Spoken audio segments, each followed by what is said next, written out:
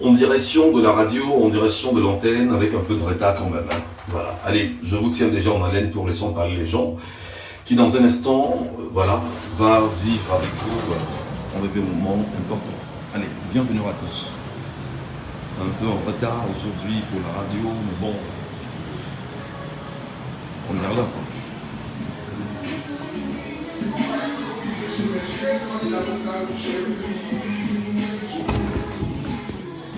Ah non, comment? Attention.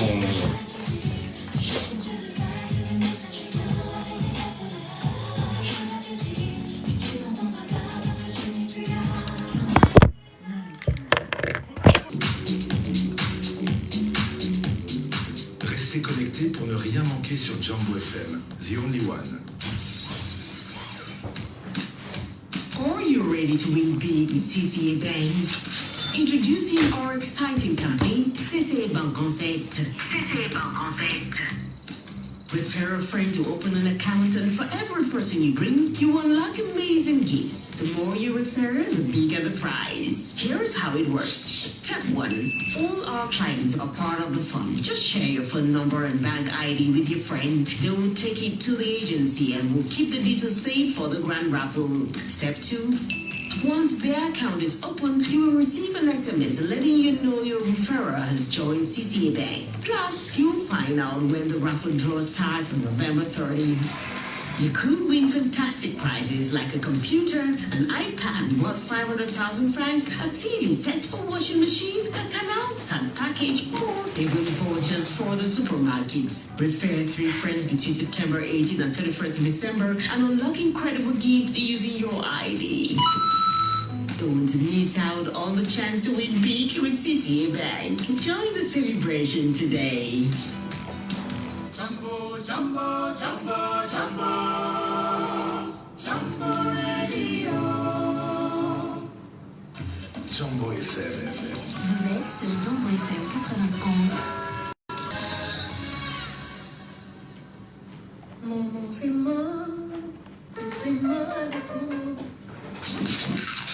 On ne peut en parler avec énergie sur Jambo FM.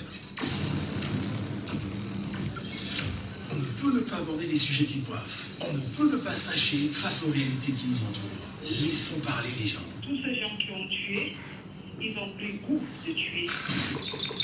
Tuer des gens pour s'enrichir ou tuer des gens par le pouvoir, ce n'est pas une solution.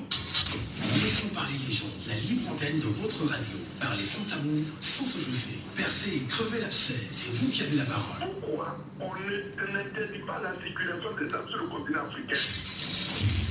Laissons parler les gens du lundi au vendredi sur Jambo FM.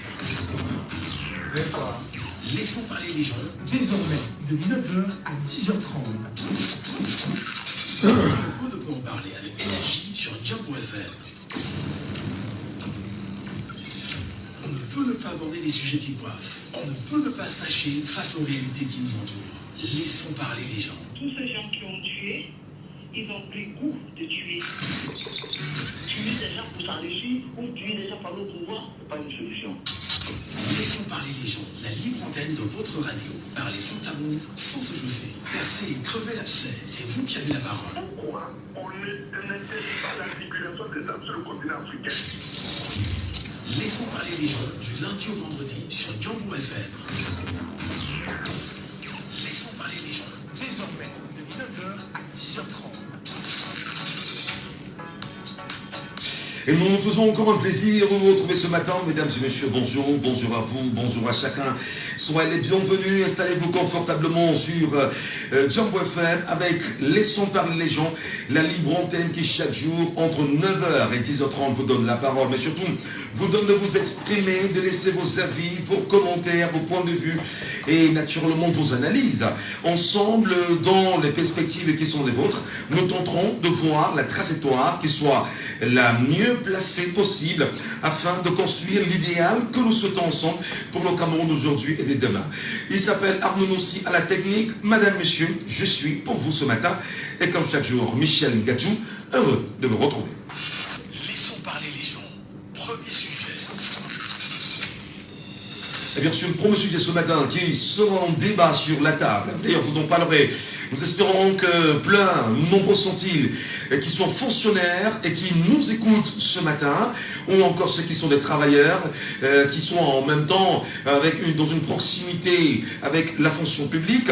On parle de 1172 agents révoqués suite à l'opération de comptage physique du personnel, fonctionnaires dégoûtés. La question bien sûr est posée au regard de la situation. Une question lancinante quand même au cœur de cette situation malheureuse. Faut-il le rappeler, une vague de révocation sans précédent secoue en ce moment la fonction publique camerounaise, et selon les informations obtenues, bien évidemment et rendues publiques par le ministre de la fonction publique et de la réforme administrative, Joseph Lé, 1172 agents ont été démis de leurs fonctions dans le cadre de la phase contentieuse de l'opération de comptage physique des personnes de l'État. Et cette mesure drastique s'inscrit dans la continuité des efforts du Cameroun pour assainir son administration publique et optimiser sa masse salariale. En tout cas, la question ce matin est de savoir exactement comment appréciez-vous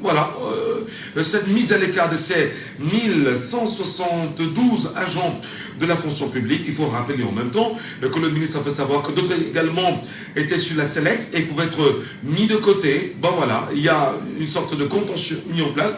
Ils pourront venir se justifier. Alors, la question de savoir, est-ce que ceux qui sont partis sont dégoûtés par la fonction publique? Est-ce que la fonction publique rassure-t-elle encore au Cameroun? Est-ce que les vagues de migration qu'on connaît aujourd'hui au Cameroun ne pourraient pas justifier le départ de nombreux fonctionnaires camerounais? Mesdames, Messieurs, nous en parlons ce matin avec, bien sûr, vos avis. Laissons parler les gens. Deuxième sujet.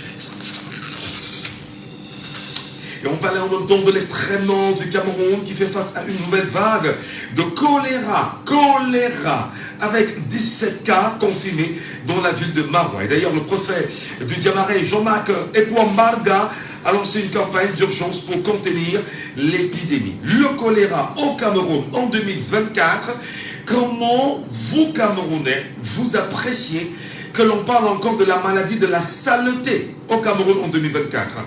Question évidente ce matin, est-ce que les nombreuses actions portées très souvent par le gouvernement camerounais n'auraient jamais eu de fruits? Comment peut-on aujourd'hui parler de choléra? Au regard de la situation, quel est le risque de contamination qu'on pourrait avoir avec le reste du Cameroun aujourd'hui? Mesdames et messieurs, en deuxième partie, dans le deuxième sujet, vous nous appellerez et surtout, vous vous exprimerez. Laissons parler les gens, libérons la parole.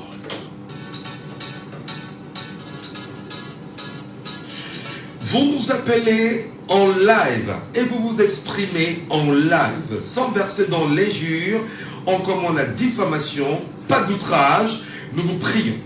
Apportez-nous vos avis, apportez-nous vos arguments, apportez-nous vos exemples et surtout permettez-nous de construire un débat qualitatif pour bâtir une nation qui se veut, on va dire, pensée par les Camerounais eux-mêmes. Nous parlons justement ce matin de 11 172 agents de la fonction publique qui ont été mis de côté.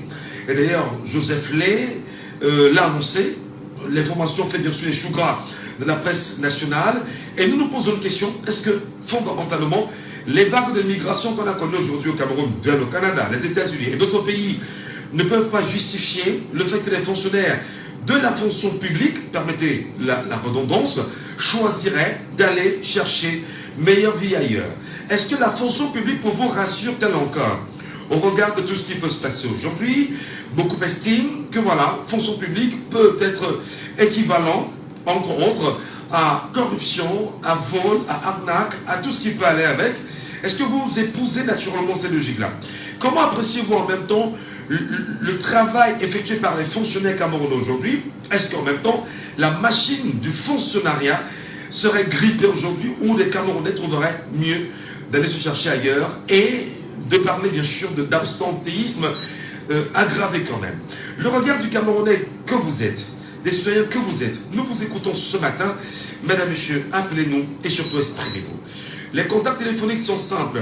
Le 6 74 39 79 04. Pourquoi les fonctionnaires sont dans l'absentéisme à outrance?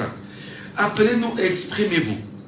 674 39 79 04 ou encore le 659 92 48 83. 659 92 48 83. N'hésitez pas. Appelez-nous également via le WhatsApp de l'émission. 654 40 19 13. 654 40 19 13. Vraiment, nous vous écoutons. Vous êtes des Camerounais, vous êtes des citoyens et il faudrait que vous puissiez analyser les raisons de ce qu'on peut qualifier d'absentéisme aggravé des fonctionnaires qui auraient poussé bien sûr le ministère de la fonction publique et de la réforme administrative, le MINFOPRA, à mettre de côté 1172 agents de la fonction publique après ce qu'ils ont appelé un comptage physique du personnel de l'État. Voilà. Enfin, du personnel de la fonction publique. Parce que lorsqu'on parle de personnel de l'État, nous sommes tous personnels de l'État d'une manière ou d'une autre. Parce que l'État, c'est vous, c'est moi, c'est tout le monde. Et les fonctionnaires sont dans la logique, bien sûr, de l'administration, pilotée, bien évidemment, par les différentes institutions, les ministères de tutelle, etc. Voilà, ils sont les fonctionnaires.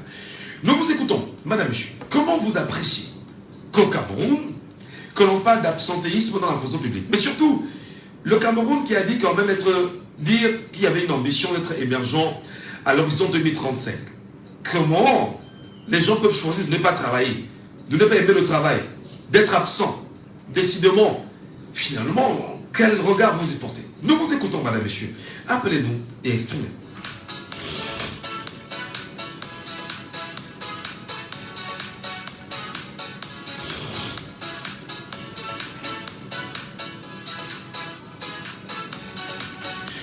Le sujet est suffisamment important pour que les Camerounais ne se taisent pas.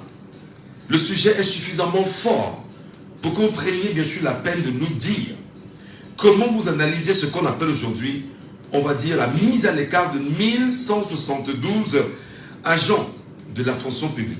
Alors, autrement dit, d'aucuns estiment que l'attitude justement du MINFOPRA aujourd'hui, c'est de démontrer que le gouvernement travaille et il va mettre à l'écart tous ceux qui ne choisissent pas en même temps de servir l'État conformément, on va dire, aux ambitions de l'État. Bon, d'accord, admettons, fonctionnaires camerounais.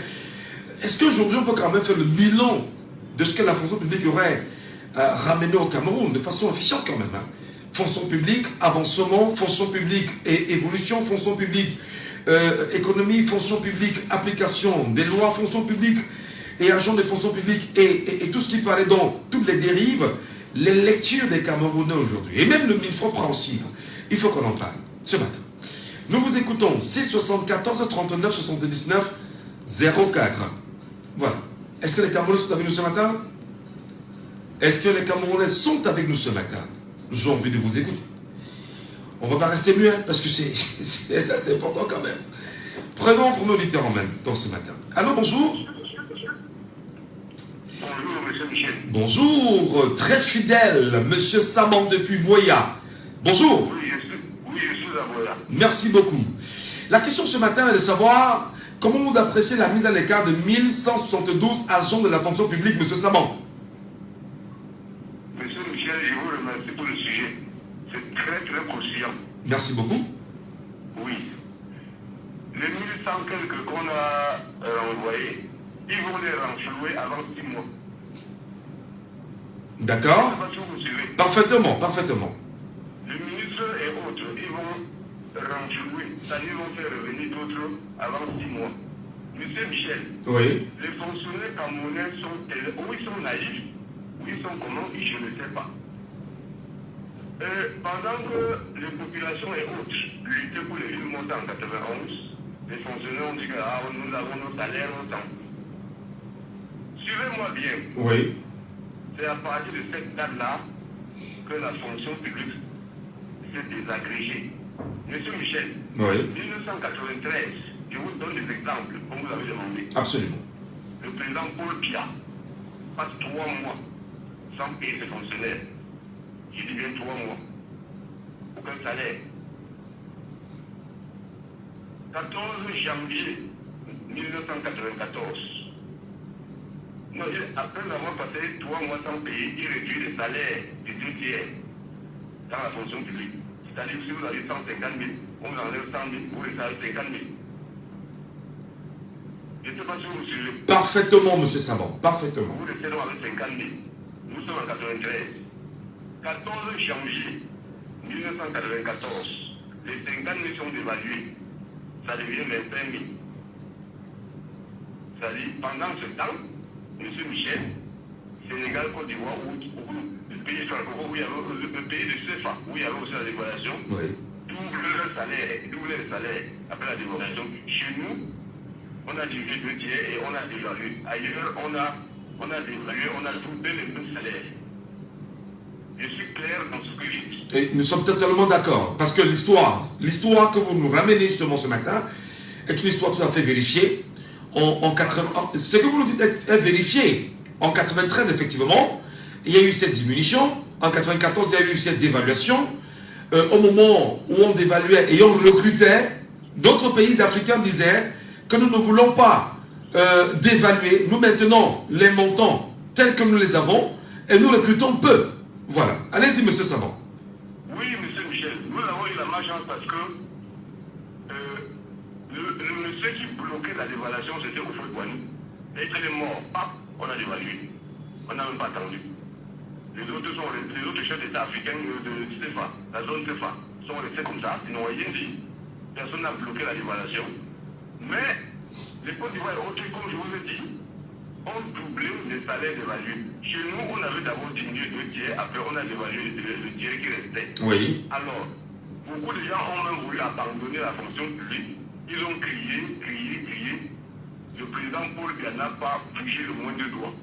Les gens sont restés comme ça. Et puis jusqu'à nos jours, M. Michel, les fonctionnaires ont raison de s'en aller. Jusqu'à nos jours, on n'a plus jamais atteint le niveau de salaire des années 93. Avant cette diminution de salaire. Totalement d'accord. On n'a plus jamais atteint. Jusqu'à nos jours. Alors, les fonctionnaires camerounais ne doivent s'en prendre qu'à eux-mêmes. Pendant que les pauvres populations se battent pour les libertés, ils disent ah non, on a nos salaires, on n'a pas le temps, on s'en fout, on n'avait qu'à mourir.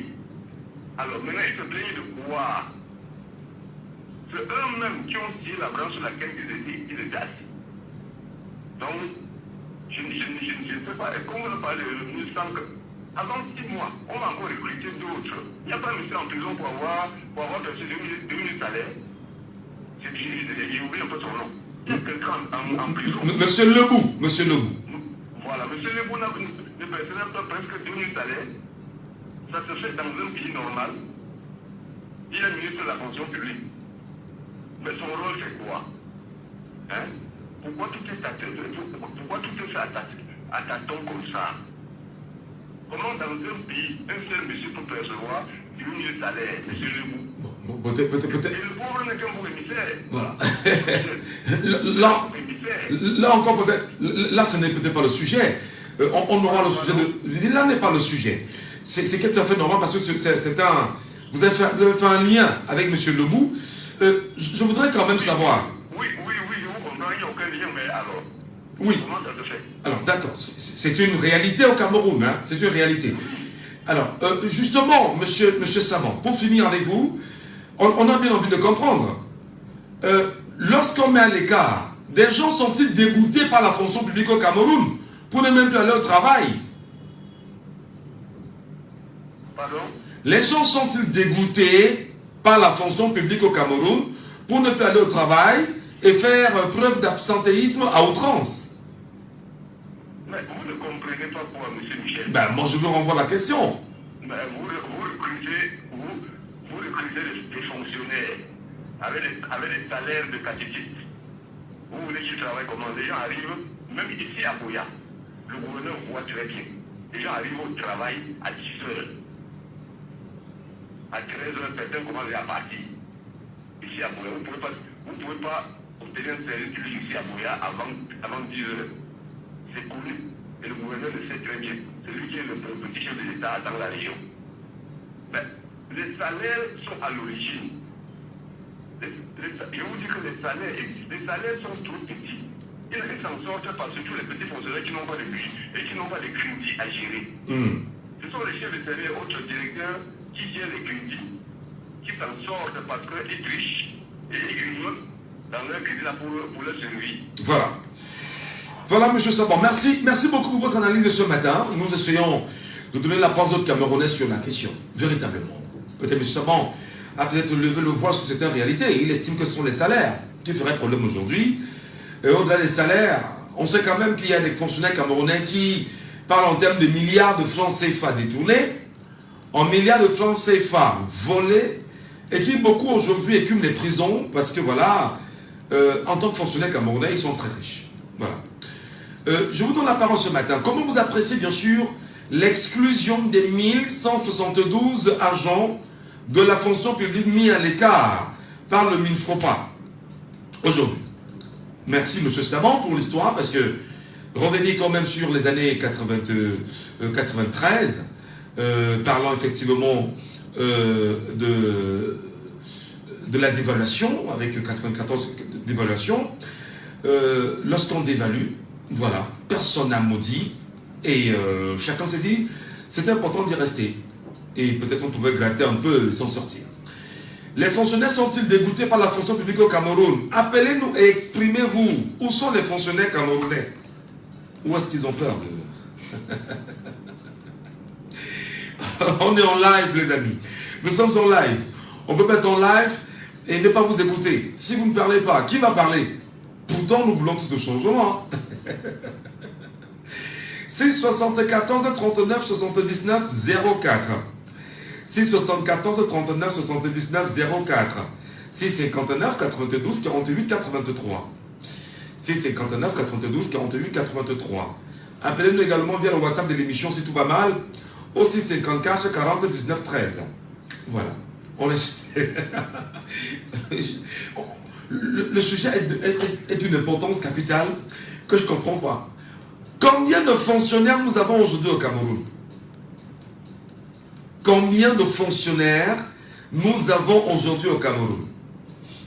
Le Cameroun a moins de 400 000 fonctionnaires. L'État du Cameroun a moins de 400 000 fonctionnaires. Je parle du personnel civil et militaire. C'est-à-dire quand vous regardez les fonctionnaires, les militaires, toute l'armée, toute la fonction publique, le personnel civil et militaire, ils sont moins de 400 000. Moins de 400 000. Nous sommes aujourd'hui au monde 30 millions de Camerounais. Faites bien sûr le rapprochement. Et au moment où nous parlons, nous souhaitons bien sûr qu'il puisse y avoir une évolution du Cameroun. On a besoin d'un Cameroun des bâtisseurs, des travailleurs, des gens engagés. Mais c'est dans la fonction publique aujourd'hui que les gens choisissent de ne plus aller au travail. Il y a absentéisme à outrance qui pousse bien sûr le ministre. Joseph Lé a dit, ben non, il faut vraiment s'écarter des gens qui ne veulent pas travailler. Alors, un ministre vient d'appeler, il dit quand même qu'au Cameroun, ce n'est pas 10 heures. Non, on n'engage pas le travail. Souvenez-vous du temps il s'appelait comment? Il y a un ancien ministre là qui est allé en prison finalement, qui a été impliqué dans l'affaire Albatros. Son nom m'échappe un peu. À son temps, en tant que Premier ministre, je m'en souviens, des gens couraient et entraient dans des bâtiments de la fonction publique et venaient à 7 heures. Il s'appelait comment? Inoni Ephraim, voilà. Souvenez-vous du temps du Inoni Ephraim. Quand Inoni décidait de faire le tour des ministères et décidait de fermer les barrières, c'est parce qu'en fait, à son temps, il avait déjà fait ce constat que les gens n'aimaient pas, les gens ne venaient pas au travail. Donc, est-ce qu'on peut donc comprendre que les gens disent être fonctionnaires, mangent l'argent de la fonction publique sans travailler? Est-ce qu'on est donc fonctionnaire, on se dit, bon d'accord, on va au boulot à 10h, à 13h ou midi, bon, c'est arrêté, et voilà, on reviendra au lendemain. Fonction publique, justement, si on le faisait ce matin, pour ceux qui nous écoutent ce matin, si on faisait un réel décryptage, quelle est la plus-value de la fonction publique aujourd'hui au Cameroun? Regardons par exemple des secteurs comme le secteur des impôts. Effectivement, il fallait collecter des impôts auprès voilà, des entreprises publiques, parapubliques, privées, et les ramener dans les caisses de l'État du Cameroun. Est-ce que les gens travaillent pour eux ou est-ce qu'ils travaillent pour l'État aujourd'hui? On regarde même de tout ceci, puisqu'on en parle. Est-ce que la fonction publique, du point de vue même économique, permet au Cameroun d'être émergent? Parce que vous avez un pays quand même qui a plus de 30 millions d'âmes. 30 millions d'âmes. Et vous avez une fonction publique qui a moins de 400 000 employés. Moins de 400 000. Donc le Cameroun n'a même pas un demi-million de personnes qui l'emploient dans ses administrations. Alors aujourd'hui, le ministre estime que, voilà, trop d'absence, on ne peut plus supporter, il faut mettre de côté. Ce qui justifie justement la vague de révocation sans précédent qui en ce moment secoue la fonction publique camerounaise. Je rappelle que selon les informations obtenues, 1172 agents publics ont été démis de leurs fonctions dans le cadre de la phase contentieuse de l'opération de comptage physique des personnels de l'État. Question également, la plus-value. La plus-value également de ce projet. Ça rapporte quoi? Quel est l'objectif là présentement? Bon. Cette mesure drastique dont la continuité des efforts du Cameroun pour assainir son administration publique et optimiser sa masse salariale, l'opération justement de comptage physique est initiée pour identifier les dysfonctionnements et les irrégularités au sein de la fonction publique, ce qui révèle ainsi l'ampleur des anomalies constatées. Ces licenciements massifs témoignent de la détermination des autorités camerounaises à lutter contre les différentes formes d'irrégularités administratives, qu'il s'agisse d'absence injustifiée, de cumul de postes non autorisés ou de situations administratives non conformes. Puisqu'on en parle ce matin, l'impact de cette décision est double. D'une part, elle permet de réaliser des économies, dit-on, substantielles sur le budget de l'État en éliminant les situations irrégulières. D'autre part, elle envoie un signal fort sur la volonté gouvernementale de moderniser et d'assainir l'administration publique. Auditeur en ligne, allô, bonjour. Bonjour. Nous vous appelons comment, cher monsieur? Bienvenue, cher. Voilà. Votre lecture de cette situation, qu'est-ce que vous en dites, Capi? Oui, moi je pense que c'est beaucoup plus la bourgeois qui a été enlevé à la bouche des chefs de personnel qui connaissaient que certains des fonctionnaires qui ont été dénichés dans les compartiments. Parce qu'il y avait certainement des accords entre ces fonctionnaires qui s'est déplacés et sans compter les fonctionnaires qui étaient décidés que celui-ci n'a pas envoyé le fichier à la hiérarchie pour que effectivement personne ne soit arrêté. Donc c'est les patrons là qui sont en train de pleurer leur argent. C'est pourquoi on peut se retrouver avec les patrons fonctionnaires qui pouvaient toucher même près d'un milliard en un mois. Parce qu'effectivement, ils cumulaient tous ces faux, les fonctionnaires qui ont voyagé, ceux qui sont définis, et ceux qui n'ont jamais existé. Si on va faire une bonne enquête, parmi les milliers de poussées là, il y en a même qui n'ont jamais existé, donc ça c'est bon. Donc c'est un jeu gangréné. Parce que quoi, le fonctionnaire n'est pas compétitif. Il ne produit pas grand-chose. Ce qui fait qu'il est trop administratif. C'est pourquoi quand les gens veulent partir au travail, ils pensent partir à ils n'ont pas papier à signer, ils rentrent. Donc il faut que l'État change la forme du fonctionnaire. Changer la forme du fonctionnaire pour vous, c'est quoi, Capi? Vous savez, quand on dit que le Cameroun ne produit rien, oui. Mais comment est-ce que parfois autant le personnel entre les mains et on ne sait pas les utiliser? C'est un peu comme si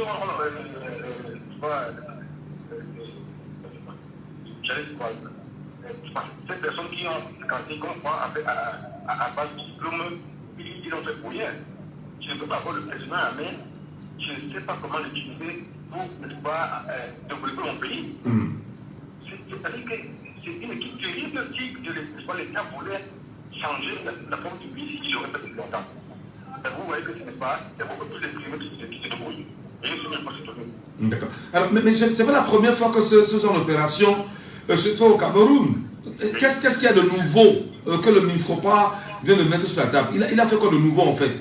Bon, en fait, ce qu'il a fait de nouveau, c'est comme si cette fois-ci, on a donné les coups de tranche. Pour dire que vraiment, ça commence à, le commence à trop brûler là. Il y a trop de vol, il y a trop de satisfaits.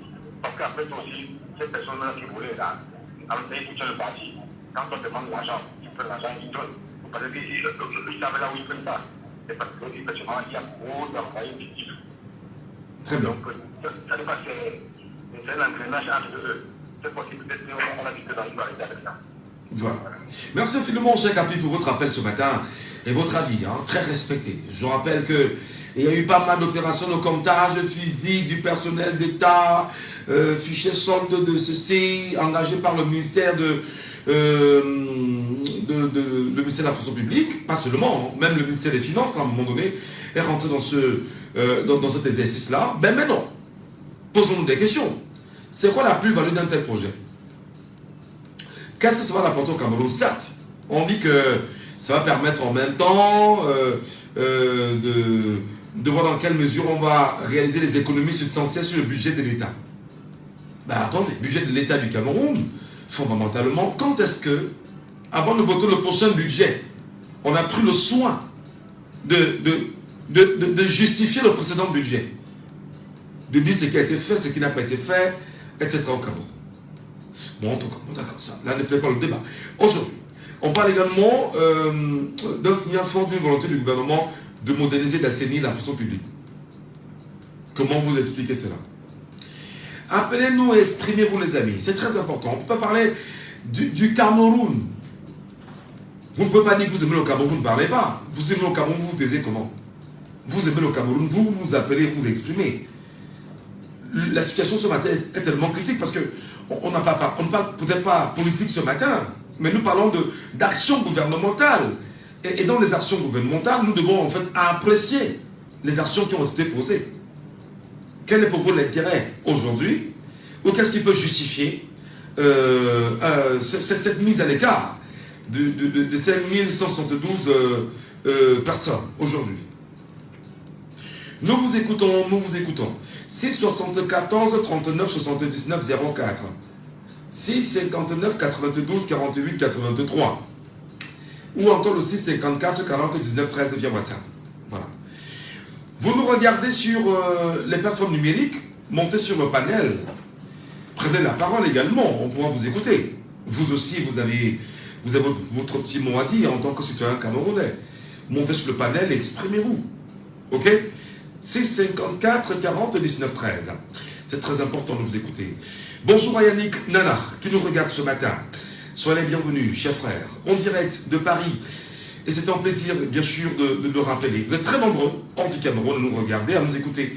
Et nous parlons bien sûr ce matin d'un sujet assez important, assez sensible, et un sujet qui porte quand même tout son poids.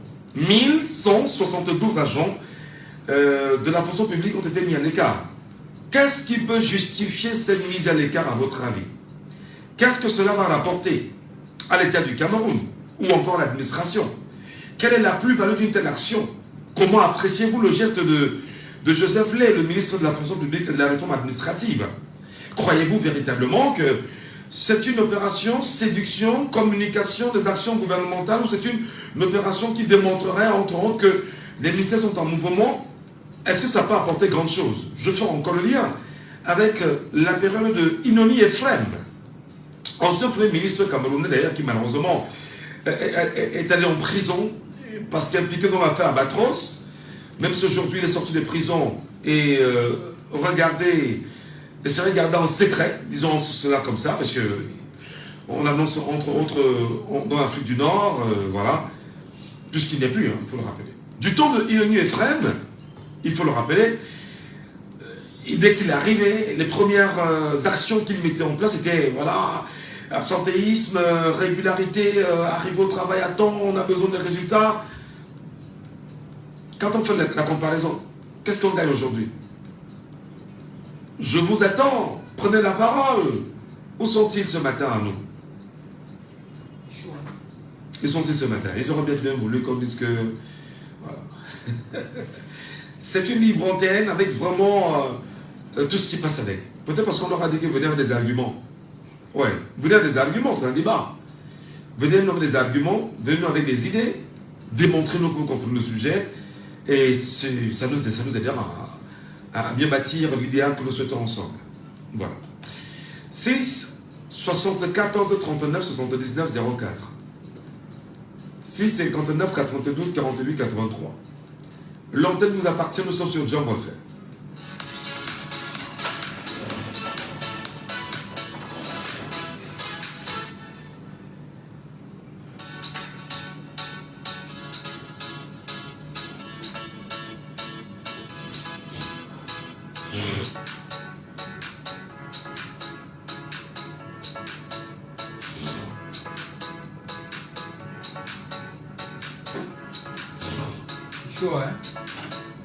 J'aime vous le rappeler, si tu ne fais pas la politique va te faire. Et au pire des cas, elle va te broyer.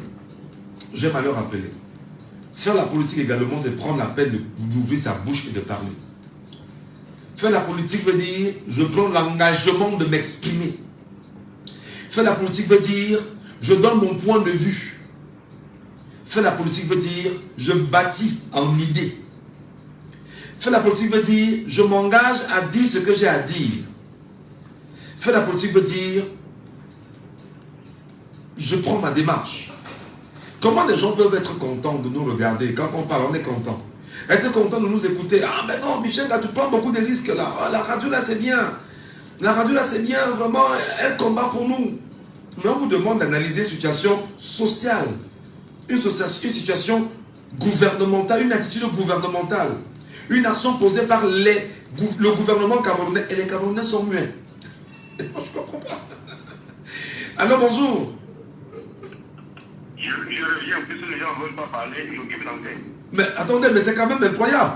Comment les gens ne veulent pas parler lorsqu'il s'agit d'une situation camerounaise? C'est quoi le problème? Ils sont complices. Et c'est comme... Il y a beaucoup de choses à dire. Et c'est justement ce comportement qui rassure et qui est souvent dit aux Camerounais, on est un peuple amorphe, on est un peuple incapable. Et pourtant, on demande seulement de s'exprimer, de donner son avis. Parce qu'en donnant son avis, des gens peuvent au moins écouter ce que pensent les Camerounais et changer. Comment les gens veulent qu'on évolue en se taisant? Bon, comme ils ne veulent pas parler, moi je veux parler.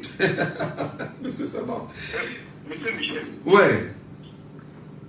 Ce qui est surprenant et même agaçant, c'est que notre président de la République a fait l'ENA de Paris.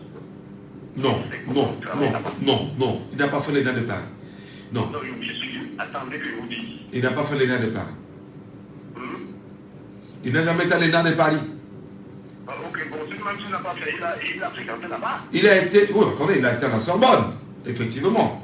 Voilà. Il était à la Sorbonne. Il a fréquenté là-bas. Oui, mais il a appris le droit à la Sorbonne, le droit public à la Sorbonne. Voilà. Et plus tard, il est allé à l'Institut des hautes études d'outre-mer, qui était une sorte d'école qui formait les cadres de l'administration coloniale qu'on devait envoyer sur le territoire, dans les colonies françaises. Voilà.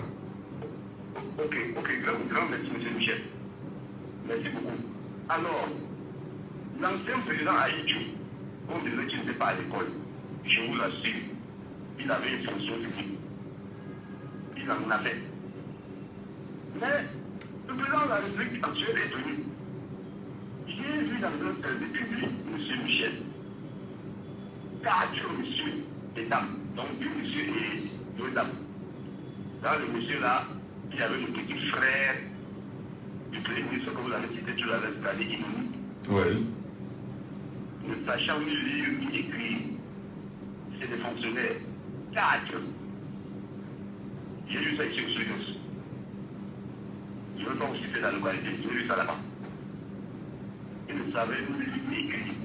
Bon, vous attendez à quoi? Quand vous prenez des gens, vous les mettez à la fonction publique, ne savez pas ni lire ni écrire. Vous voulez quelle efficacité, M. Michel? Ici dans la région où je suis, c'est-à-dire à Bouya. Si vous voulez être servi à 7h30, 8h, c'est dans les services de sécurité. Je veux citer l'armée, la police, la gendarmerie et les gardiens de prison. En dehors de ces 4 services, vous ne trouverez personne dans le boulot à 8h, 7h30, 8h, rien. Alors que la loi demande que c'est 7h30, 15h30. l'efficacité, Michel. Vous voulez donc quelle efficacité? C'est fait à dessein pour détruire le pays. C'est fait à dessein. On le plus les gens, ils ne travaillent pas. Bon, disons que même si les salaires sont petits, vous quittez, on vous remplace.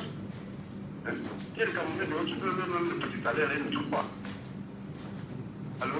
Nous vous écoutons, nous vous écoutons. Oui. Donc, si on veut l'efficacité, on doit revenir au système d'Amadouaï. Recruter des gens par concours et sans faux diplôme. Ne pas utiliser des faux diplômes. Parce que nous connaissons que les pontes du régime, justement, va acheter un diplôme, tu viens, on t'embauche. Va acheter un diplôme, va acheter un diplôme. C'est pour ça que vous voyez souvent, les gens tentent de mettre tout un diplôme pour s'ennuyer. Voilà. Avec les diplômes achetés.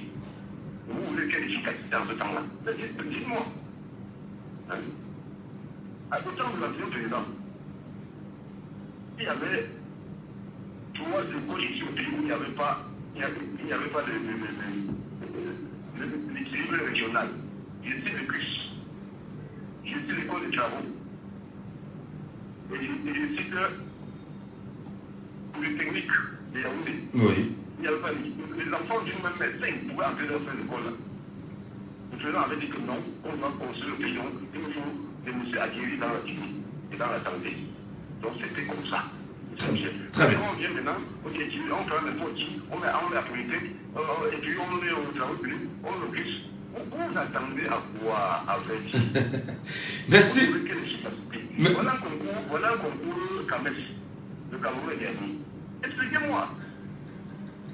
Comment vous pouvez être dernier?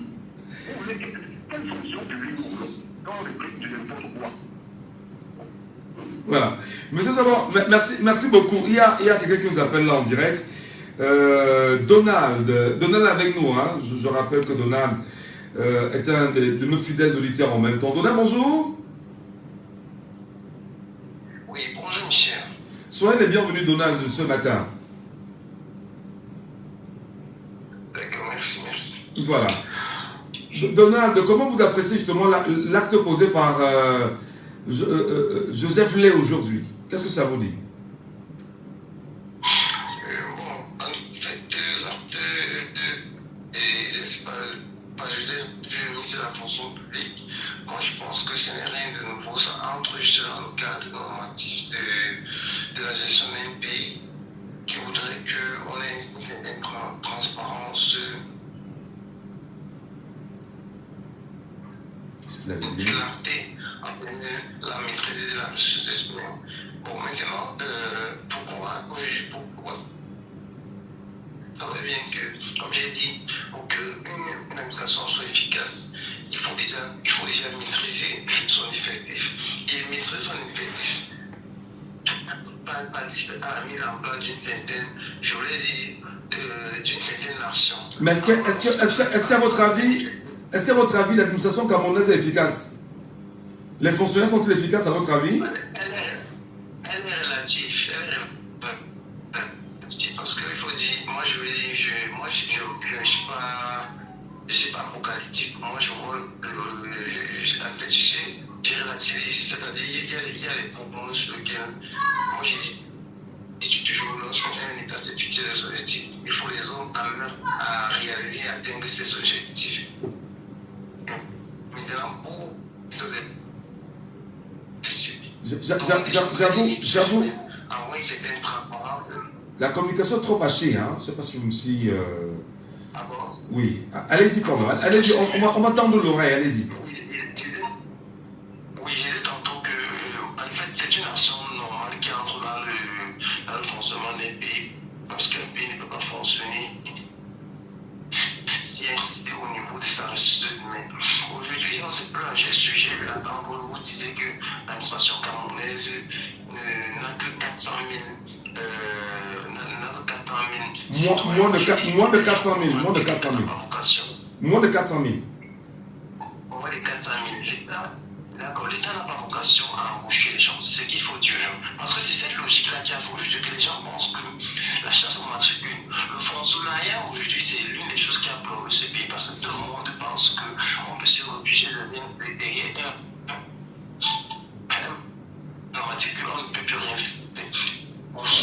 l'État n'a pas sa première vocation d'État, ce n'est pas de les gens qui font le dire. L'État, qu'est-ce que l'État fait? L'État met en place un cadre normatif pour créer la richesse. Ça fait donc que plus ces entreprises, plus on aurait des entreprises, ces entreprises-là qui vont recruter les gens. Parce qu'il faut dire aux gens, on s'en reçoit même beaucoup. Si on peut encore rétrécir ou compresser l'administration camerounaise, qu'on le fasse. Parce qu'à un niveau, elle perd, je veux dire, sur le plan du fonctionnement, on a l'impression qu'on a plus à faire une administration de consommation qu'à une administration efficace. Moi, je suis pour qu'on rétrécisse encore davantage, mais qu'on mette plus l'action sur un peu de normer l'environnement des affaires au Cameroun. En fait, je voulais dire, de régulariser, de rendre l'environnement camerounais attractif, afin que les investisseurs viennent s'implanter et résoudre le problème de pauvreté et d'emploi, parce que ce n'est pas la mission première de l'État de rue. Alors, pour vous faire encore réduire, afin de créer, on va dire, de lever les verrous des lenteurs administratives aussi.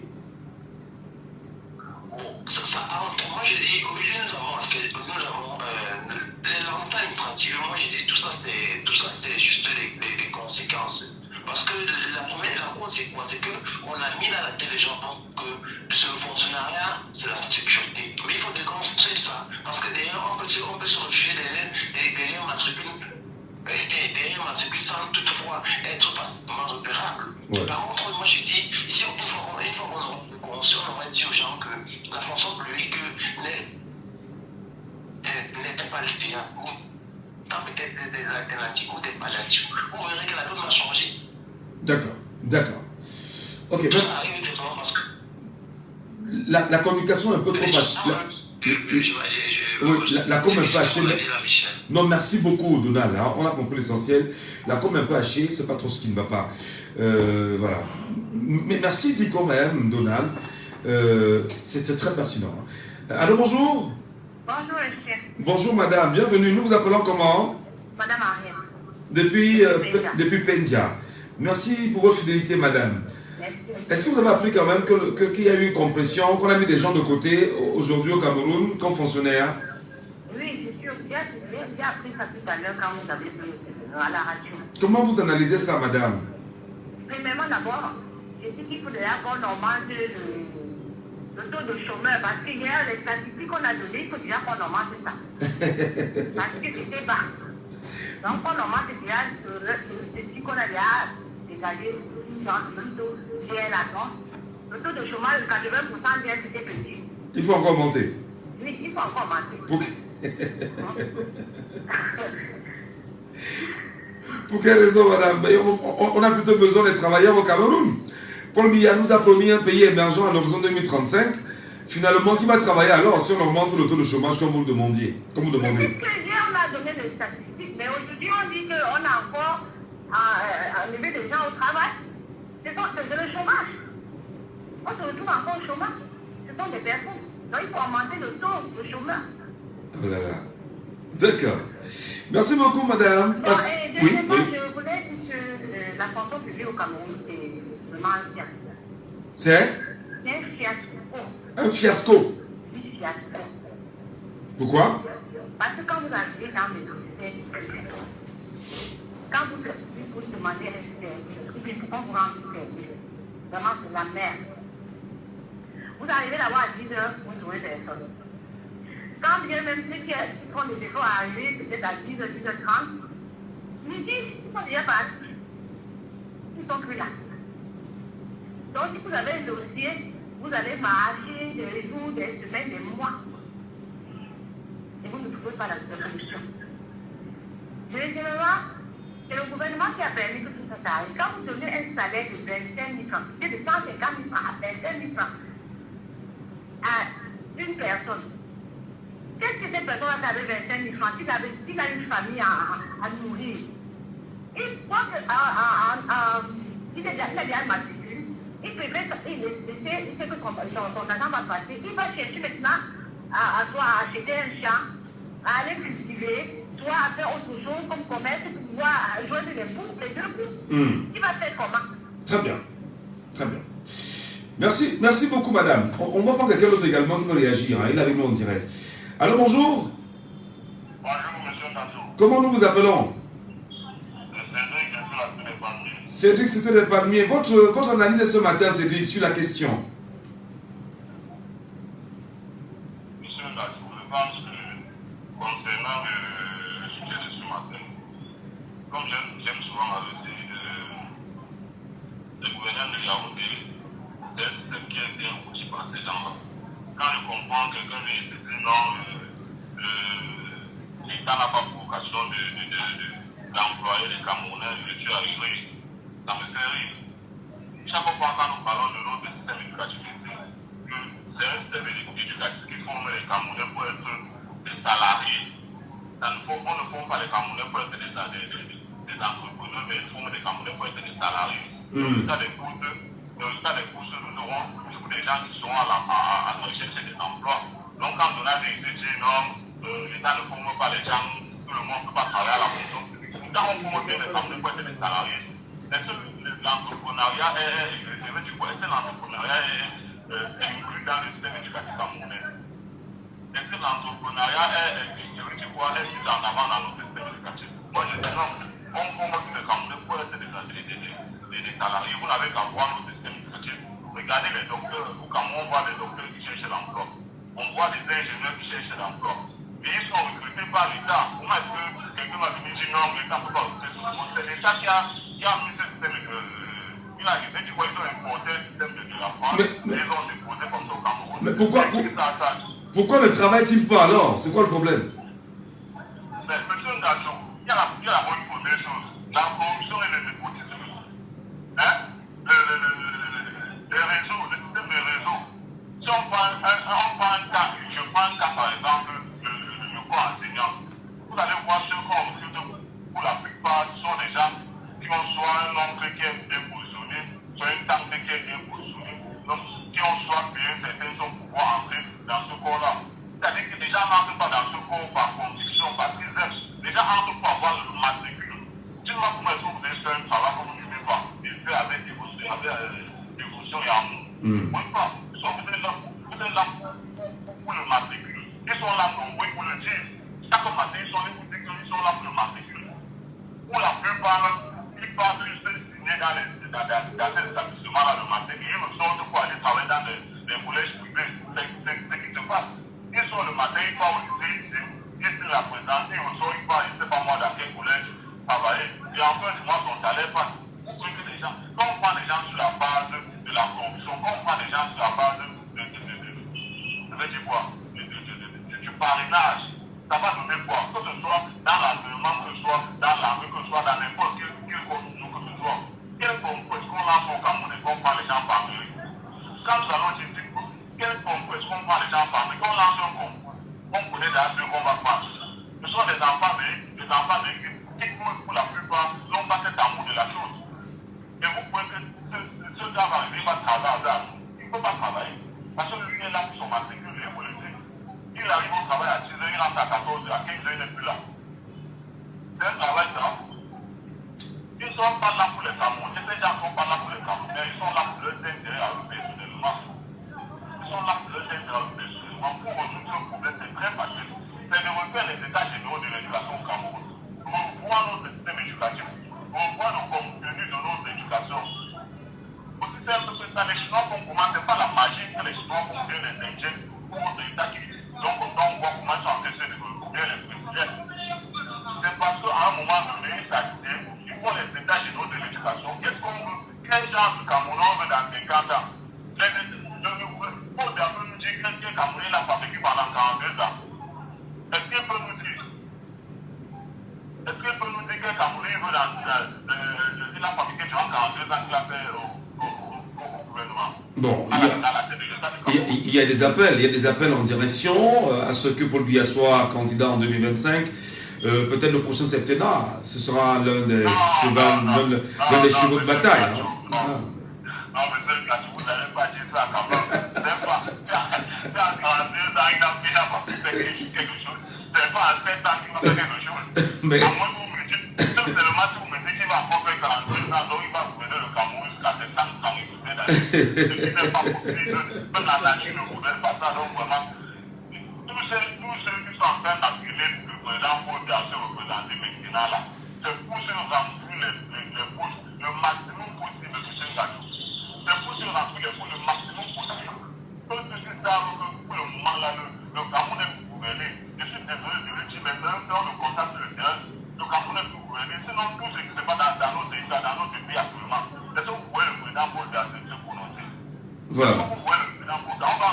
Quelqu'un viendra me dire que non, Paul Biya peut faire partout. Mais c'est lui qui nomme. Comment est-ce qu'il peut prendre quelqu'un Il nomme aux emplois civils et militaires, comme le stipule la constitution du Cameroun. Non, quelqu'un a au ministère de l'Environnement depuis plus de 20 ans. Il est le seul intelligent au Cameroun, M. Gato. Il est le seul intelligent au Cameroun. Il est d'un poste de 20 ans. Il n'y a pas d'autre Camerounais. Mais attendez, est-ce que c'est lui le problème? C'est celui qui nomme, non? Mais effectivement, c'est ça, mais c'est ça. On a dit que non, c'est pas le problème, vous faites partout.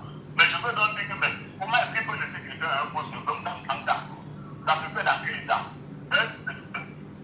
C'est-à-dire un poste aussi sensible que l'éducation. Dites-moi, l'autre jour, le maire se met lui-même qui a dit, monsieur le maire, lui ne peut pas mettre son enfant dans ce genre d'école. Que ce sont les écoles poubelles. Monsieur Gato, dis-moi, une école poubelle peut produire quel genre d'éducation, ça peut produire quel genre d'intellectuel. Dis-moi. C'est un point de juridique, c'est l'ami de Donald qui a dit ça. Qu'il ne peut pas mettre son enfant dans une école poubelle. Dans une école poubelle, ne peut que produire des intelligences poubelles.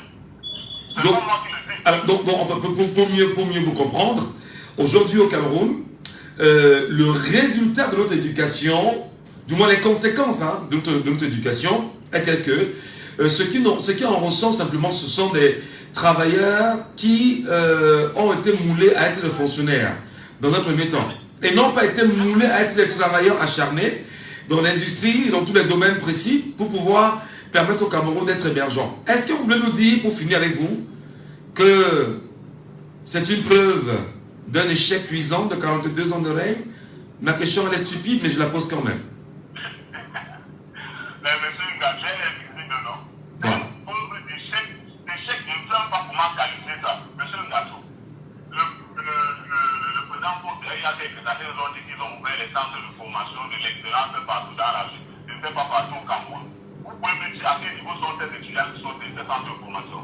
Vous pouvez me dire, ils ont dit qu'ils ont financé les projets des jeunes, le projet Pagéru, le projet Piatéro, tout. Vous pouvez me dire à quel niveau sont ces projets-là? Vous pouvez me dire qui sont ceux qui bénéficient de ces projets? Parce que moi, j'ai postulé pour le projet Pagéru, par exemple, avec un projet, j'ai monté, j'ai titulé, mais on n'a pas financé. Qui sont ceux qu'on a financés? Vous les voyez sur le terrain. Comment est-ce que les gens ne vont pas chercher à entrer dans le gouvernement? Puis ça, en attendant au moins que en ayant le matricule, tu es sûr que tu vas avoir la chance de travailler. Ça, c'est la certitude. C'est pour ça que beaucoup de jeunes poussent à aller par là. Au moins, là, ils vont avoir la chance de travailler. Très bien. Voilà. Et même là, encore, ils prennent encore, ce sont les enfants qui entrent là-bas. Comme pour finir, le jeune là, pour finir, il faut refaire les états généraux de l'éducation camerounaise. Et je pense que le RDP n'est plus en mesure de le faire. Le prochain président qui viendra, il aura provision de faire ces états généraux-là et de se projeter quel genre de Cameroun qui va être dans 50 ans. Et de la sorte, le Cameroun va pouvoir continuer ce mois dans lequel le RDP nous a plongé depuis 42 ans. Merci infiniment, chers compatriotes, pour votre réaction ce matin sur les antennes de Jambo FM. C'est d'autant plus intéressant, bien évidemment, d'en parler. Je vous rappelle que dans la deuxième partie de cette émission, lorsqu'il sera bien sûr 10h, passé de 5 minutes, nous reviendrons avec la question de la santé publique. On l'annonce quand même, 17 cas de choléra à Maroua. Le Cameroun peut-il vraiment lutter contre cette maladie? On fera peut-être tout à l'heure l'autopsie des nombreux engagements de l'État du Cameroun en direction de la lutte contre le choléra. Est-ce qu'au moment où nous parlons du choléra dans l'extrême nord du Cameroun, le nord n'est pas en danger, l'Adamawa n'est pas en danger, le littoral n'est-il pas en danger aujourd'hui, et d'autres parties du Cameroun? Quelles sont les actions menées et portées par le ministère de la Santé pour pouvoir en venir à bout à la maladie? On en parle de toutes les façons. Madame, Messieurs, merci à vous de rester sur les antennes de Jambo FM. L'émission, c'est Laissons parler les gens. Et comme le veut la tradition, depuis un petit moment quand même. Nous disons toujours bonjour à Sten Gondi. Bonjour à vous madame et bienvenue ce matin. Merci, bonjour Michel Ngachou. Allez, nous parlons quand même de 1772 agents révoqués de la fonction publique suite au comptage physique du personnel. Ça va apporter quelque chose de différent, de bien, à votre avis? Bon, il faudrait quand même qu'on se dise certaines vérités. Quand on parle de 1172 personnels révoqués, la question est de savoir où est-ce qu'ils se trouvent. Qui sont-ils? Qui sont-ils réellement? Est-ce qu'ils sont même encore dans la fonction? Parce que, vous savez, récemment, on a eu des cas de nombreux fonctionnaires dans la fonction publique qui ont abandonné leurs travaux pour leur poste, bien évidemment, pour se retrouver dans les pays étrangers, juste pour manque de, je vais dire ça comment, ils ne se sentaient pas à l'aise dans leur lieu de travail, respectif, parce que le gouvernement ne met pas à disposition certaines mesures pour qu'ils puissent rester dans leur cadre de travail respectif. On a eu le cas des enseignants, oui, dont on parlait, je crois, en début d'année, qui ont pratiquement déserté, les enseignants dans les universités, qui ont déserté parce qu'ils se sentaient, ils ont revendiqué à plusieurs reprises que les médecins aussi, voilà, j'ai pris juste le cas des enseignants, parce que ils revendiquaient au gouvernement une prise en charge meilleure, des conditions de travail meilleures, ce qui n'a pas été le cas. Alors comment est-ce qu'on ne va pas se retrouver à ce que certains prennent la peine de déserter? Parce que quand on parle de révocation, pour moi principalement, ce n'est même pas une révocation, c'est qu'ils ont constaté qu'il n'y a pas de personnel. Il n'y a pas de personnel. En tout cas, il faut bien sûr qu'on se le dise. Hein. Si les gens ont choisi d'aller au Canada aujourd'hui, c'est parce que l'État du Cameroun ne nous donne pas la possibilité aux Camerounais de rester au Cameroun et de travailler pour le Cameroun. Parce que je pense qu'à un moment donné, si les conditions étaient réunies, je ne vois pas pourquoi un Camerounais devrait envier celui-là qui se trouve à l'étranger ou alors envier les pays étrangers. C'est juste parce qu'ils ne sont pas à l'aise dans leurs états respectifs, dans leur lieu de travail respectif, raison pour laquelle ils se retrouvent par moment à abandonner. Permettez-moi de rappeler quand même qu'en Guinée équatoriale voisin, très peu d'Équato-Guinéens sortent de leur pays. Tout à fait. Oui, tout à fait. Merci à vous, madame. Je suis passé sur Jumbo FM. C'est Sten Gondi dans une poussière de seconde. Elle sera avec nous, avec le bulletin d'actualité. Il est à 10h. Il est 10h. Hey, je vais compter à 55. Comme mon téléphone n'est pas moi.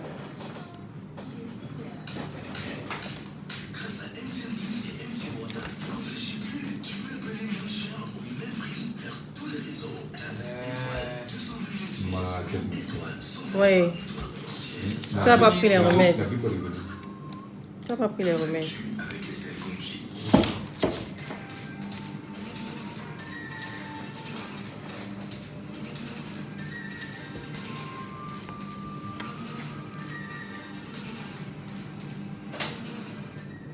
À l'ouverture de ce point sur l'actualité, le bilan élaboré hier par le gouverneur de l'Ouest Awafonka Augustine, suite au double éboulement de terre à la falaise de Tchon, fait état de 12 corps extraits, 3 engins lourds ainsi que 3 voitures de petit gabarit et une moto extraite des décombres.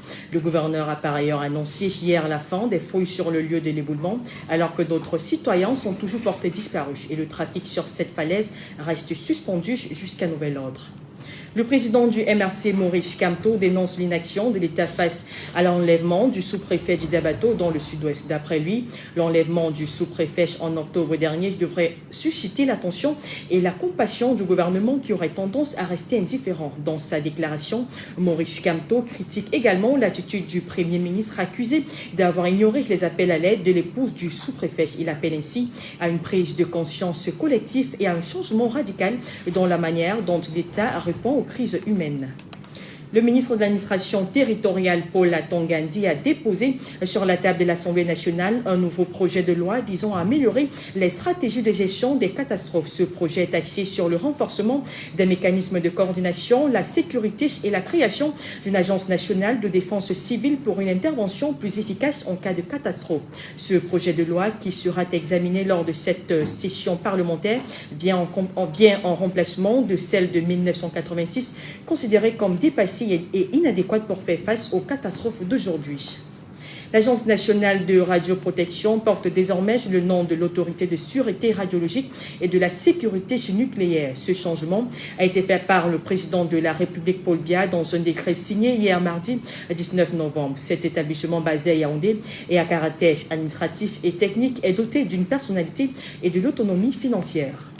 En santé, une nouvelle campagne de lutte contre la poliomyélite et de renforcement d'immunité collective des enfants de moins de 5 ans est prévue du 22 au 25 novembre 2024. Cette deuxième campagne de l'année ciblera principalement les régions de l'Est, de l'Adamawa, de l'extrême nord et du nord, jugées prioritaires selon l'analyse de risque effectuée par le ministère de la Santé publique.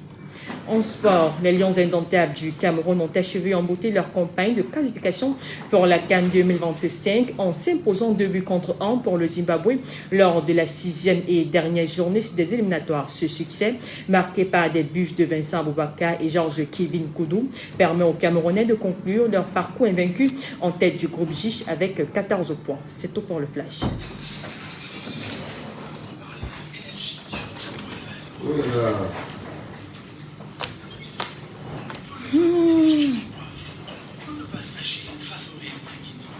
Non, je suis la seule qui n'a pas boycotté le t-shirt Slide. Hein?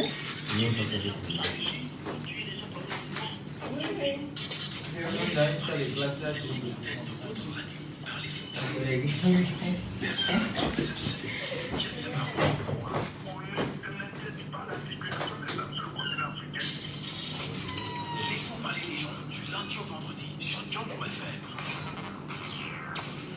Laissons parler les gens désormais de 9h à 10h30.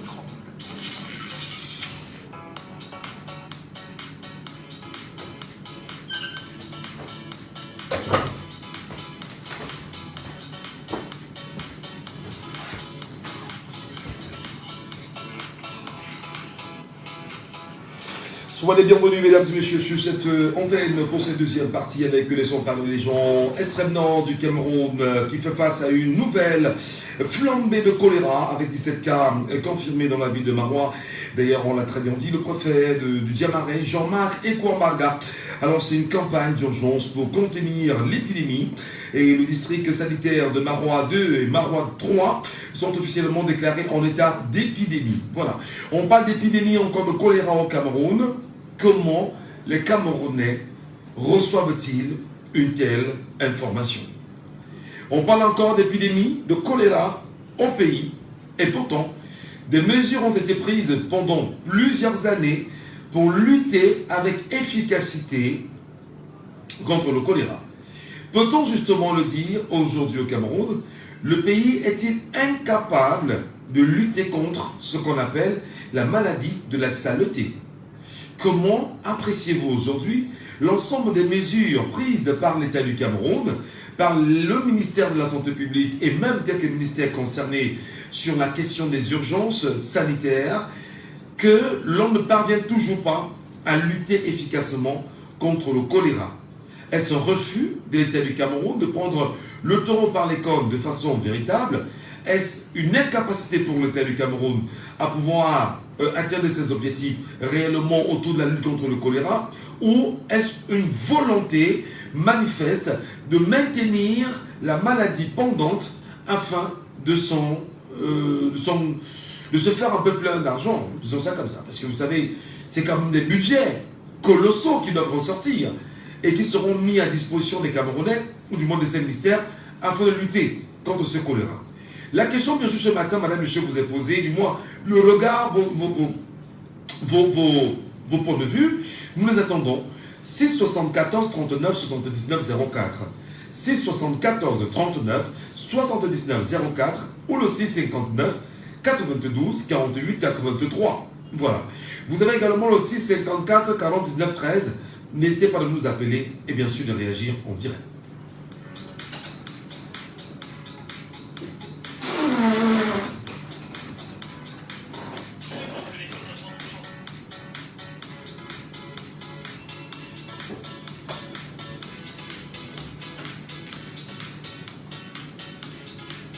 Quelqu'un avec nous justement en direct ce matin. Bonjour. Allô, bonjour. Merci beaucoup pour votre prompte attitude. Votre lecture sur la question de la maladie de la saleté au Cameroun, comment l'État du Cameroun ne parvient pas à lutter et à mettre hors d'état de nuire le choléra. Mais s'il y a la maladie de la saleté au Cameroun, c'est que le Cameroun est sale. D'origine dans la vie, c'est totalement faux. L'objectif, c'est J'ai fait 10 ans dans cette région de l'extrême nord, c'est-à-dire Maroua et Kouchéri. Oui. Pendant 10 ans, j'étais là-bas. Monsieur Michel, je ne suis pas étonné. Où sont les 3 000 forages produits par les chefs de l'État en 2011? Ça devait contribuer à quoi?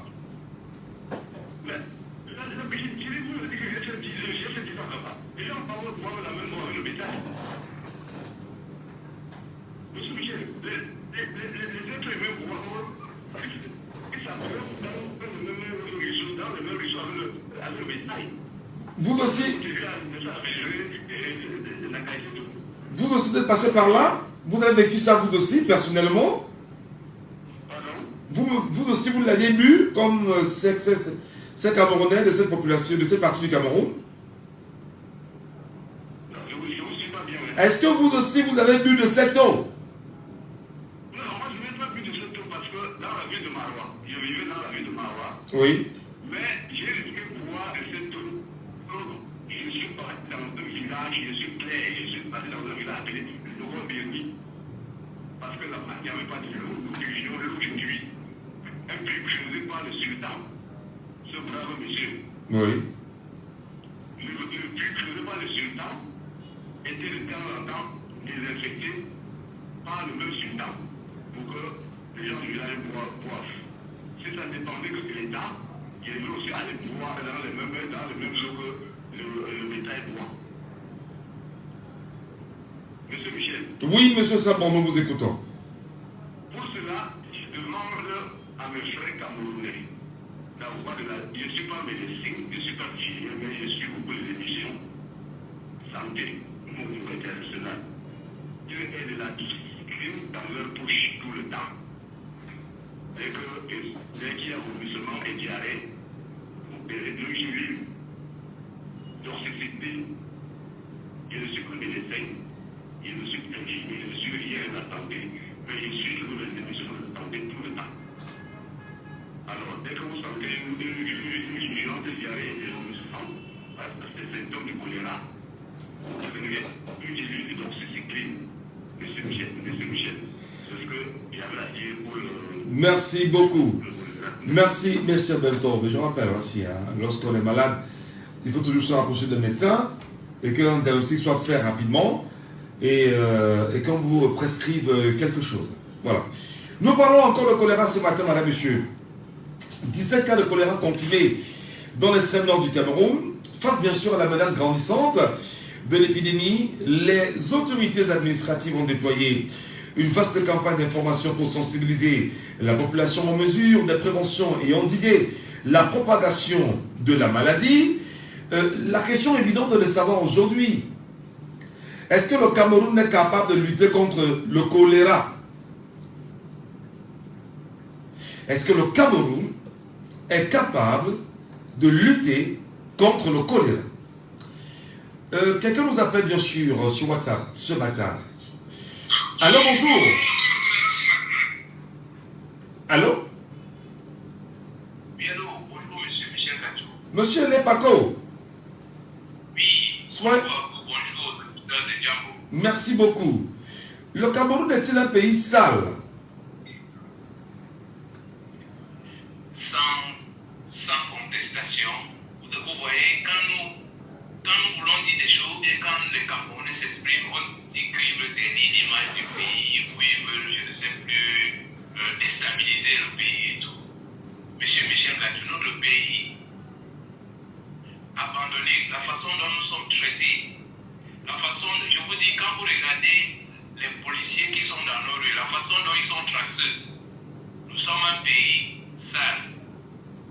Et le choléra que vous voyez, c'est comme vous l'avez bien dit, c'est la maladie de la saleté. Mais attention, c'est là où il ne faut pas faire l'erreur. Quand on dit c'est la maladie de la saleté, ça ne veut que c'est la maladie des personnes sales. Oui. Ça veut dire que si vous vivez, si à la saleté là, que vous soyez riche ou pauvre, vous pouvez attraper. Moi qui vous parle, j'ai déjà eu le choléra 2 fois. Oh là. Voilà, donc c'est pas pour rien que le président Paul Biya réside à Genève. S'il reste là dans notre pays là pendant 15 minutes, il va attraper le choléra. Je vous le dis. Vous n'êtes pas sérieux là. Vous n'êtes pas sérieux, c'est quand même le chef de l'État. Il y a quand même toutes les mesures et toutes les précautions sanitaires autour de lui quand même, avec tout dit, non? Il salue, si c'est la main d'un Camerounais, il va attraper la maladie. Je le dis que la façon dont nous vivons dans notre pays, Michel Gadjou, il faut le reconnaître, la nature a quelque chose d'extraordinaire. Nous sommes devenus résistants au choléra. C'est-à-dire votre immunité, votre défense immunitaire a développé justement d'autres mesures pour pouvoir lutter contre le choléra. Mais quand on nous parle du Nord et tout ça, etc., j'ai dit à Dora ici, le choléra circule. C'est pas parce qu'on n'en parle pas régulièrement. C'est que, nous les Camerounais, nous sommes devenus résistants. Mais deuxièmement, il faut savoir que nous vivons dans les foyers de choléra. Mais monsieur Michel Gadjou, donnez-moi une minute pour que je vous explique la situation. Allez-y. Sachez que la façon dont notre pays a été développé après le départ d'Aïdjo a mis notre pays dans un état de choléra permanent. Prenez la ville de Douala. Nous sommes dans les quartiers qui sont un peu au-dessus au plateau de la cité-ci. Il y a des sources d'eau là-bas que nous consommons jusqu'à aujourd'hui. Or, tout Douala que vous voyez là, le système de latrines est un système de vases communicants. Donc les forages que nous avons sont en connexion avec nous. Je ne dis pas ça pour décourager les Camerounais. Mais je vous dis, dis-nous ce qu'il faut dire. Quand vous creusez votre puits dehors et vos toilettes sont derrière, les deux se communiquent. Je ne sais pas si vous comprenez ce que je suis en train de dire. Parfaitement.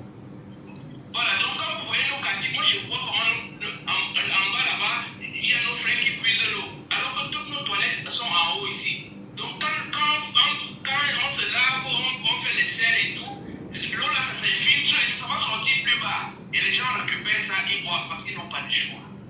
Mais malheureusement pour nous, nous les Noirs, surtout nous les Noirs, nous avons une capacité de développer des immunités comme de maladie inventée. C'est une maladie naturelle. Nous les combattons. C'est pareil par rapport au paludisme. Nous avons un grand frère là au Canada. Chaque fois qu'il arrive ici, 2 jours après, il a le palu comme si. Je lui dis, mais mon frère, nous on est là dedans, on ne sait même plus. Même quand tu as le palu, on est tellement habitué à ça. C'est pareil pour le choléra. Ce n'est que lorsque dans ta réalité, rapprochez-vous de nos hôpitaux. Allez à la Kétini là-bas, allez à l'hôpital de Nebel, allez là-bas au centre de la cité. Vous verrez que au moins par jour, il y a 2 cas de choléra. Mais on règle ça très rapidement, on passe dessus. Si on règle rapidement les cas de choléra au Cameroun, on passe dessus, ça veut dire qu'il y a une solution alors pour le choléra.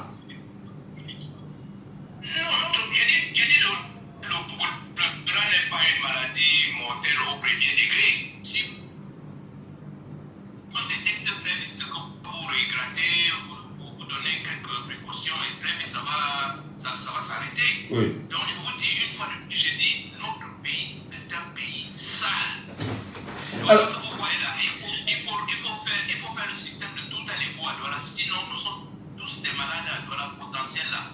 Avec le système que nous avons là, nous sommes tous des malades potentiels. Regardez, quand il pleut, il y a des inondations.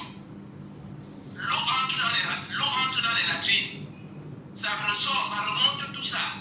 Mais vous voyez que quand ça sèche, le choléra s'envole comme ça comme un oiseau, ça reste sur les murs, ça reste sur partout. Alors, je dis, comptez sur notre solidité naturelle. Alors, ça fait très mal à l'oreille quand vous le dites parce que ça fait très mal hein, quand vous le dites comme ça. Ouais. Moi, je vous dis toujours que je n'invente pas les choses, je n'imagine pas. Il faut parler des faits. Il faut parler des faits. Quand il y a une inondation ici à la cité, à la rapide, pays. Ou bien encore même pas à Bességué. Toute l'eau que vous voyez jusqu'au niveau de nos poitrines là, vous croyez que ça n'entre pas? Oui, vous avez mis un bouchon sur les toilettes, ça n'entre pas dedans. Donc tout ça, ça entre et ça ressort et tout. Et nous, on est là dedans, on marche dedans, on fait notre truc. Nous,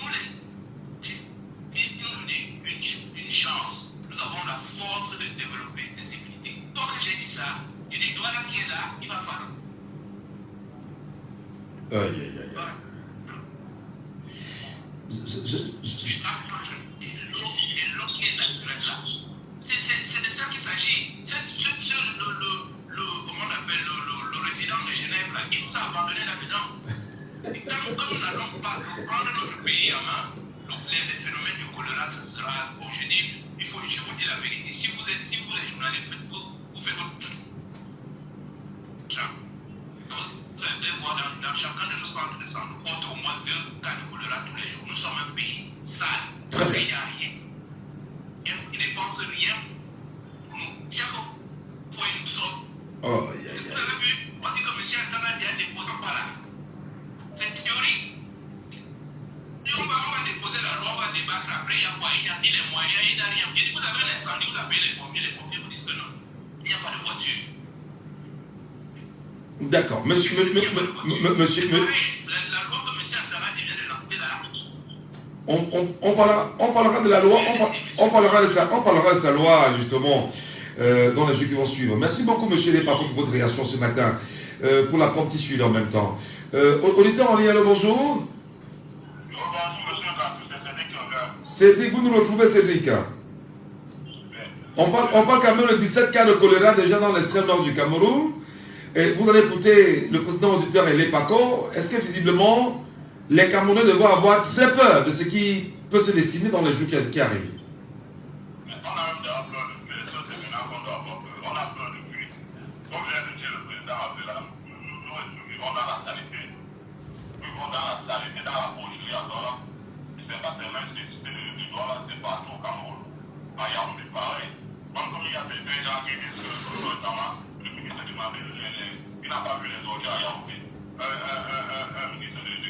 Jean de Dieu Momo, il faut préciser.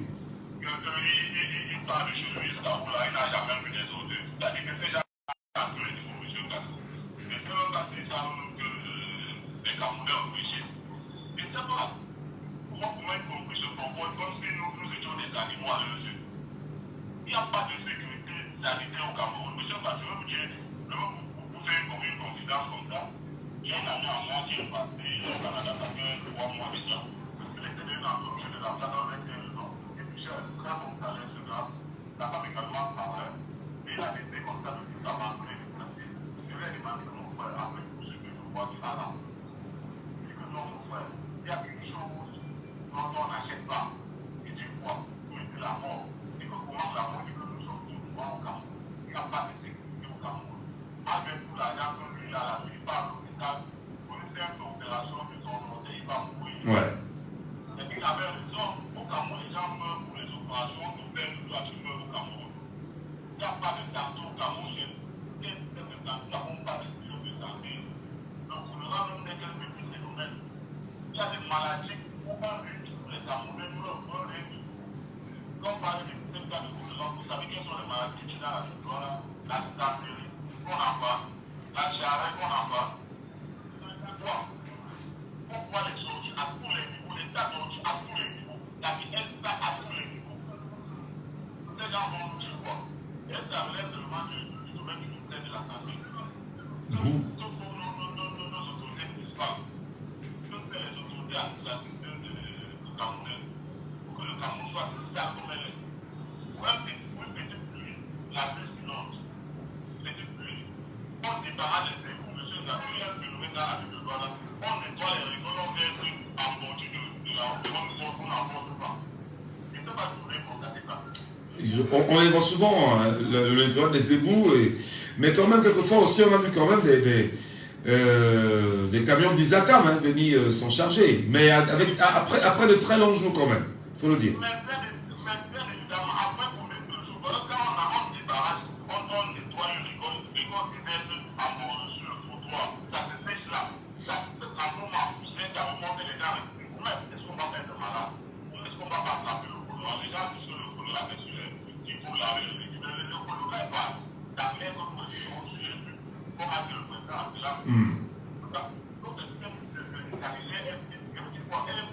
Alors, donc, ça veut dire pour vous que le Cameroun ne peut pas lutter efficacement contre ce choléra parce que, voilà, les mesures sont inefficaces, c'est ça?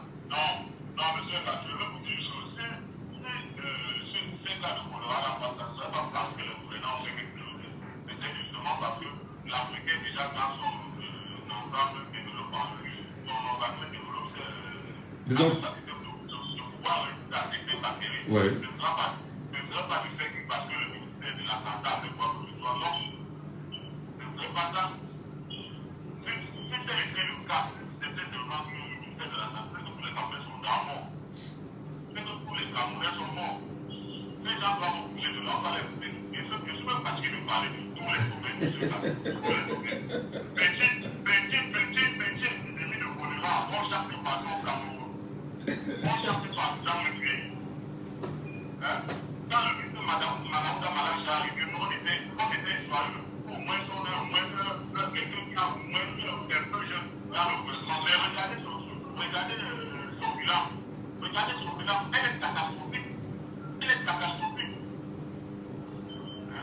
Très bien. Merci. Merci beaucoup. Merci Philippe. Vous êtes Camerounais, vous vous exprimez librement et bien voilà, sans outrage. C'est bien sûr votre liberté d'expression. Je rappelle que cette disposition légale est inscrite dans la Constitution du Cameroun. On est en ligne, alors bonjour. Bonjour monsieur. Madame Henriette. Oui monsieur. Soyez encore vous. Est-ce que là-bas à Pendia on souffre du choléra là-bas? Le choléra pour le moment, il n'y a pas de cas de choléra, mais il y en avait avant. Ouais. Et comment vous luttez contre ça? Moi, le gouvernement peut faire quelque chose maintenant, on ne veut pas. Ça veut dire? Quand le gouvernement peut le faire.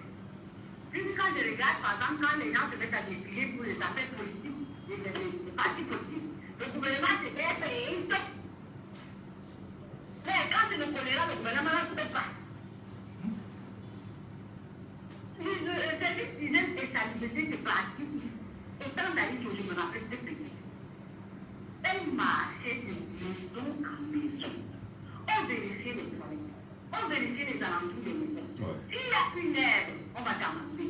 Si les toilettes ne marchent pas, on t'amende. Si c'est sale, on t'amende. C'est facile. Si c'est dit, c'est facile. Oui. Mais regardez ce type de bonbons de l'eau minérale, le jus et tout.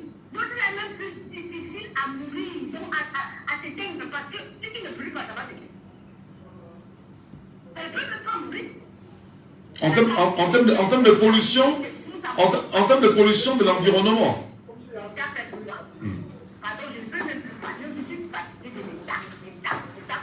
Mais attendez, l'État, madame, c'est vous et moi. Hein?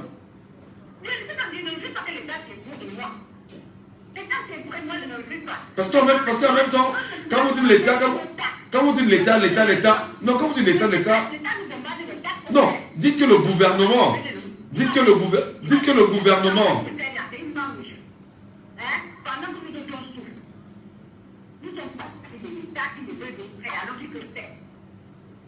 Très bien. Merci beaucoup, madame. On vous a bien suivi, hein, vraiment. Allô? Oui, monsieur, bonjour. Bonjour, nous vous appelons comment? Le Cameroun lutte encore contre le choléra en 2024. Comment vous comprenez ça? Mais vous luttez contre quoi? Le choléra. C'est quelle lutte, Michel? Ben attendez, il faut lutter.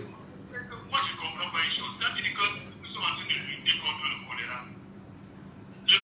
Immédiatement, cette sanitaire. Ben, ils vous disent qu'à chacun son travail. À chacun son travail, ils ont alors fait quoi? Ils se sont cassés. Moi, je pense que c'est là. Donc, nous avons été de 2000 ans au cas d'acheter même une boîte de chèque. Je voyais ce qu'ils arrivaient dans la région. Michel, vraiment, c'est que même ces gars qui enlèvent ça, il faut qu'on s'en voit attraper le choléra là. Il n'y a pas d'eau pour laver les fruits. Moi, je vous dis, laver les mains, on peut bien laver les mains, Michel. Quand il fait une semaine, l'eau, on est d'accord.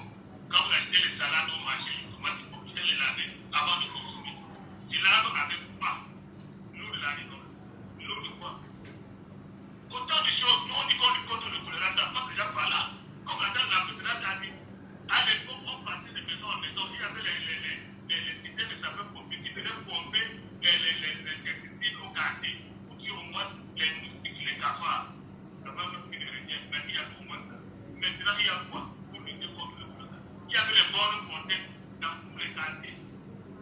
Où tu allais avec ton Dieu, tu tires l'eau, tu mets dans la friture, tu mets dans la maison. Il y en a encore.